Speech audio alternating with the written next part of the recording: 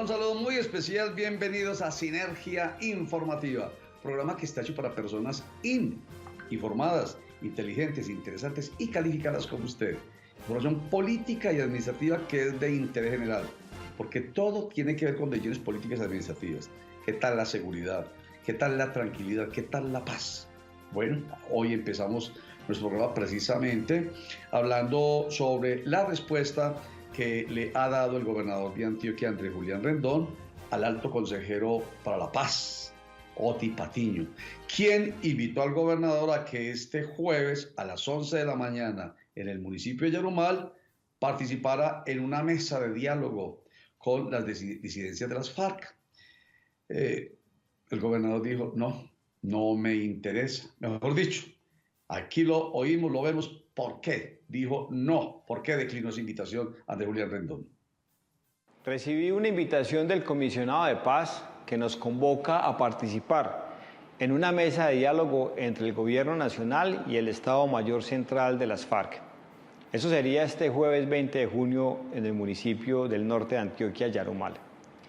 La respuesta por parte del gobierno de Antioquia es no, pero les quiero explicar las razones.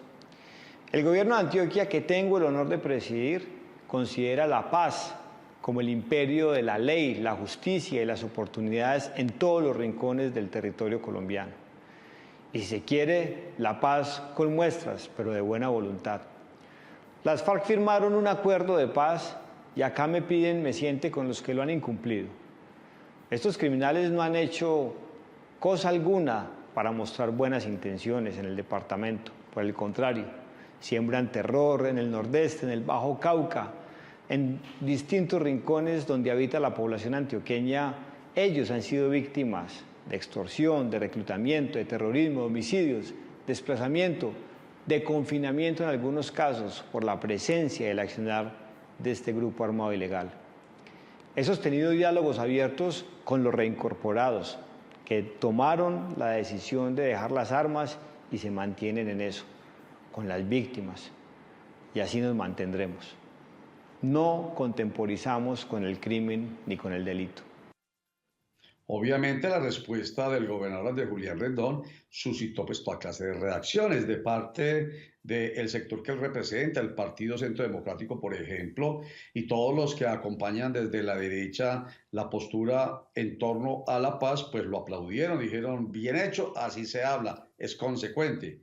Y bueno, y es consecuente con la postura del Partido Centro Democrático, que ustedes saben que nunca estuvieron en cabeza del mismo líder del Centro Democrático, quien es el expresidente Álvaro Uribe Vélez, nunca estuvieron de acuerdo con los diálogos de paz entre el gobierno de Juan Manuel Santos y las FARC.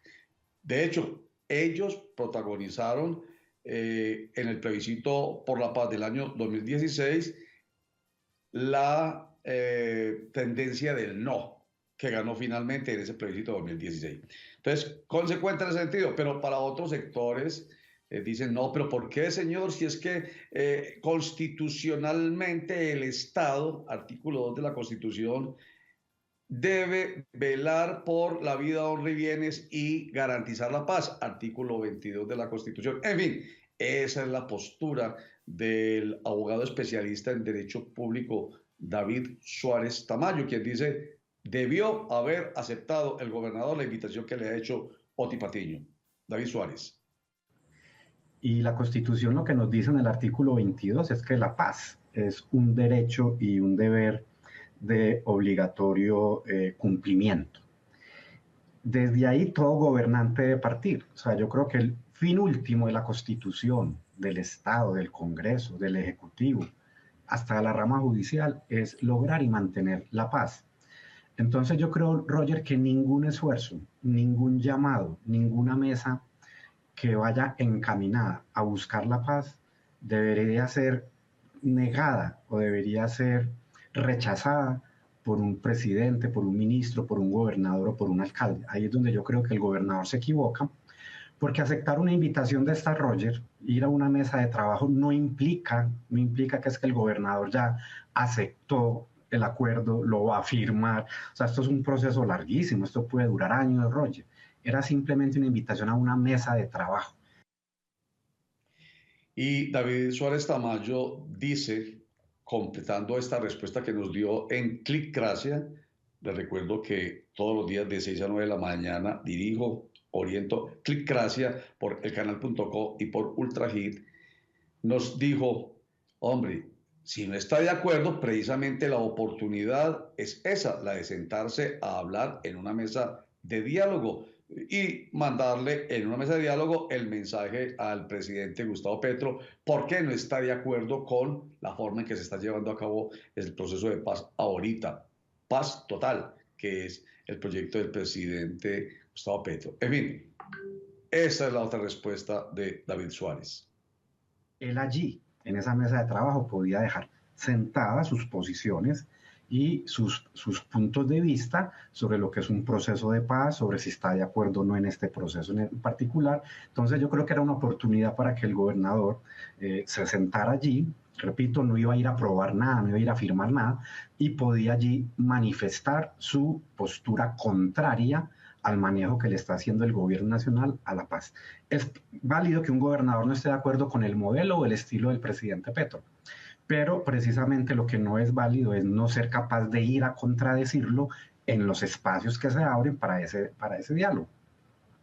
Bueno, entonces ahí tenemos la oportunidad, ustedes la tienen, que son informados, inteligentes, y calificados, de discernir y de decidir, hombre, ¿tiene razón el gobernador? ¿Lo apoyamos o no tiene razón? En todo caso, si hay algo cierto es que el Estado está obligado constitucionalmente a garantizarles la paz a los colombianos. El Estado a través del gobierno nacional y su presidente, que es el autorizado a establecer los diálogos, pero a través de sus gobernadores y los alcaldes tiene el presidente, digamos, la extensión allá en los territorios para cumplir con este mandato constitucional.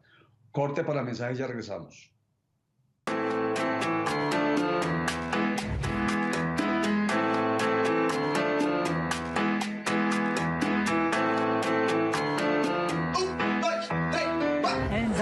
No se ha acabado el plátano. Ya vemos campesinos que todavía vivimos de él, ¿no? Y no, aquí está la muestra, la prueba.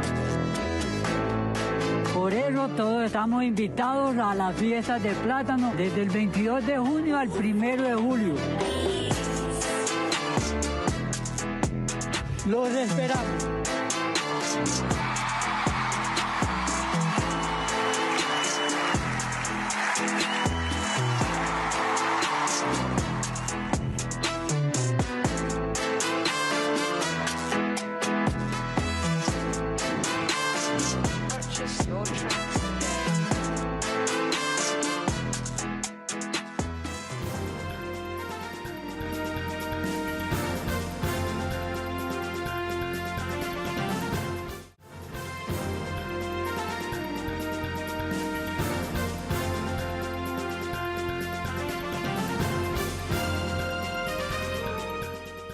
El senador antioqueño Carlos Andrés Trujillo declinó en su aspiración de ser el próximo presidente del Senado de la República, pero con estas firmas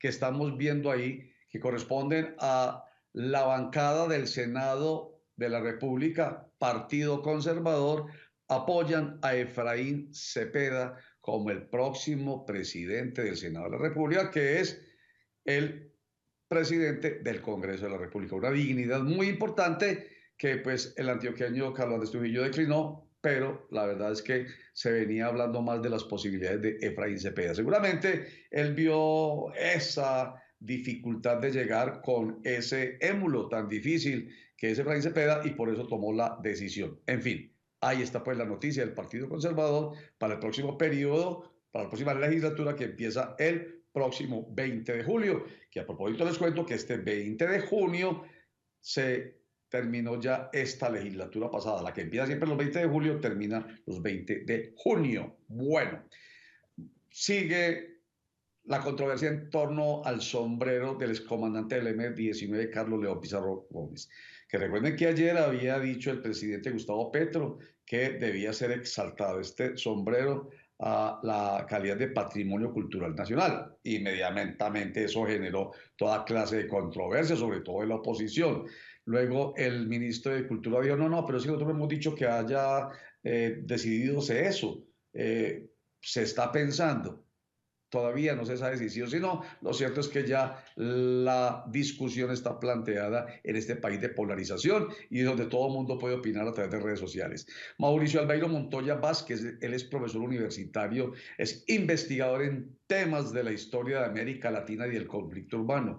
El primero nos dice, ¿qué significan las cosas? Por ejemplo, ¿qué significan los sombreros? Que todo objeto, por insignificante que sea, tiene un valor, ya sea para una persona o para una nación. Eso es muy importante entenderlo, porque el punto aquí, más allá de que sea el sombrero de fulanito o peranito, es entender lo que ese objeto significa. Y antes de puntualmente decir, Roger, lo que usted plantea, yo quisiera invitar a la audiencia a pensar. Pensemos en los sombreros, por ejemplo, no pensemos específicamente en el sombrero de Pizarro, pero pensemos en los sombreros. Los sombreros han sido signo de muchas referencias. Por ejemplo, una mitra de un obispo es símbolo de poder, ¿sí? Por ejemplo, un sombrero normal ha sido símbolo del campesinado, del ganadero, pero también, por ejemplo, los sombreros de muchas maneras, por ejemplo, en el siglo XVII, XVIII, el gorro frigio, que fue el gorro que significó y representó a la gente durante la Revolución Francesa, fue símbolo de libertad, y hoy por eso existe todo el gorro frigio en nuestro escudo, pero también el escudo de Francia. Entonces, los objetos siempre serán simbólicos y siempre serán significativos. Y depende de quién asuma la significación. Para el presidente Gustavo Petro, el sombrero de Carlos Pizarro Gómez es símbolo de paz. Para los que están en la oposición es símbolo de terrorismo. En fin, lo cierto, dice Mauricio Montoya, que este sombrero, por ejemplo, se ha convertido más en una alaraca mediática, pero que sí, teniendo en claro la significación de la cual habló, sí, podría estar, por ejemplo, en un museo. Mauricio Montoya, Mauricio, el sociólogo. Aquí es donde viene el debate. El debate es entender si esos objetos pueden ser nombrados o no. Más allá de quien los nombre, yo creo que esos objetos adquieren un sentido dependiendo de dónde se ubiquen. Y ahí es donde viene mi posición. Mi posición está en que objetos como este deben ser ubicados en lugares significativos. Ejemplo, en Colombia existen, aquí en Medellín la tenemos, la Casa Museo de la Memoria. En Bogotá existe el Museo Nacional de la Memoria, que es un museo que conmemora, recuerda y habla de los hechos conflictivos que ha vivido el país. Un elemento como estos podría muy bien allí alcanzar su significado, estando allí. Obviamente, eso va a generar una polémica en nuestro país, como usted muy bien lo dice, y perdóneme que se lo diga de esta manera tan tajante, a veces es más alaraca de los medios de comunicación que otra cosa. Yo creo que tenemos más cosas importantes que debatir. No quiere decir que esto no sea importante, y yo le estoy dando importancia porque estoy dando el contexto para entender, no simplemente la emoción visceral de decir me gusta o no me gusta, no, es entender eso. Muy bien. Luz Adriana Camargo, la fiscal general de la Nación, ha hecho un planteamiento en torno a la violencia intrafamiliar y a las agresiones de que son víctimas las mujeres en el país. Ha hecho el planteamiento del principio de oportunidad para los agresores. Aquí está la fiscal.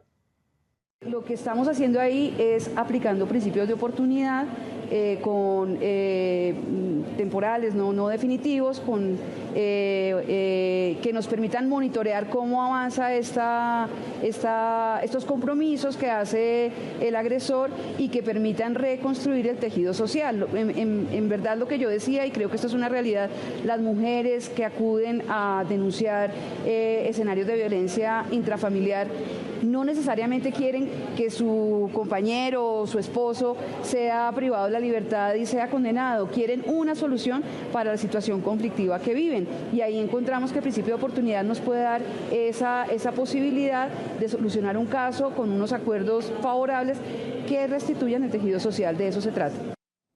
Raquel Adriana Hoyos, la directora de Serfami, no está de acuerdo. ¿Por qué?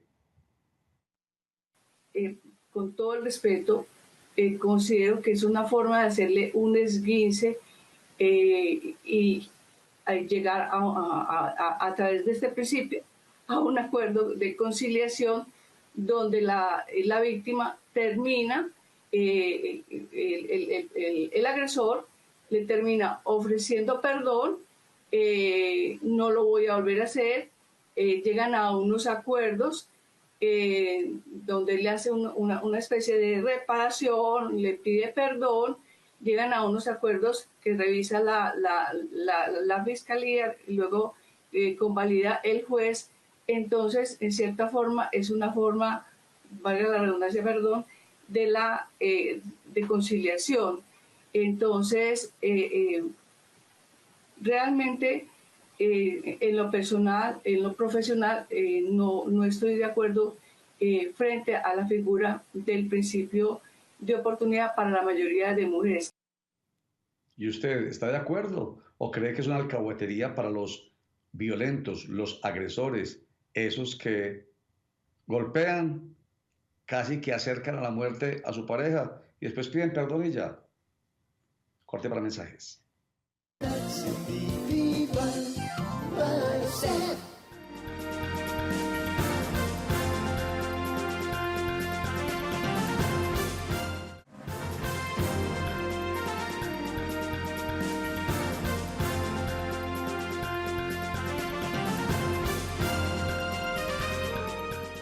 Imagínense ustedes la diligencia de la USPEC, que es la Unidad de Servicios Penitenciarios y Carcelarios del IMPEC, para responder una carta que les envió Jorge Alberto Carmona Vélez, quien es el defensor de los derechos humanos de la población carcelaria, pidiendo que hubiese hace 17 meses una acción diligente para que la alimentación de los presos en Antioquia no fuera tan, no solamente desagradable, sino además dañina y hasta mortal.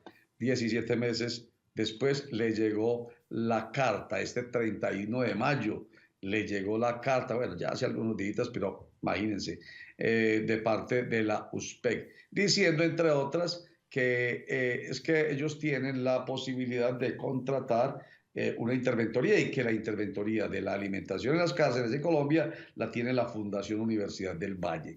En fin, ¿qué dice al respecto Jorge Alberto Carmona Vélez? Hace 17 meses atrás, más exactamente el 4 de enero del año 2023, presenté una queja. La envié a la Corte Constitucional, al Gobierno Nacional y a la Unidad de Servicios Penitenciarios. Eso la envié el 4 de enero del año 2023. 17 meses después me llega la respuesta. Empecemos por ahí. 17 meses después de dar una respuesta a una problemática por una queja que presenté hace 17 meses con el tema de las violaciones sistemáticas, con el tema de la alimentación en cárceles, en estaciones de policía de Medellín y Antioquia. Yo considero que es un tema irrespetuoso cuando tenemos que hablar de un gobierno que desde que llegó ha querido mostrarse como un gobierno humanista, por lo menos con lo que tiene que ver con el tema penitenciario y carcelario, un gobierno que ha venido planteando con bombos y platillos de que es el gobierno del cambio. Hoy cambio, estamos hablando de 27 años, un poco más de 27 años cuando sale la sentencia T-153 y ha venido de gobierno en gobierno hasta el día de hoy con una serie de violaciones sistemáticas a los derechos humanos sin resolver, una sentencia que se convirtió en un hito en Colombia, pero que nadie respeta. Lo cierto es que este gobierno del cambio no ha mostrado ni esto de intención de cambio en torno a la violación de los derechos de la población carcelaria. Al contrario, cada vez hay más violación.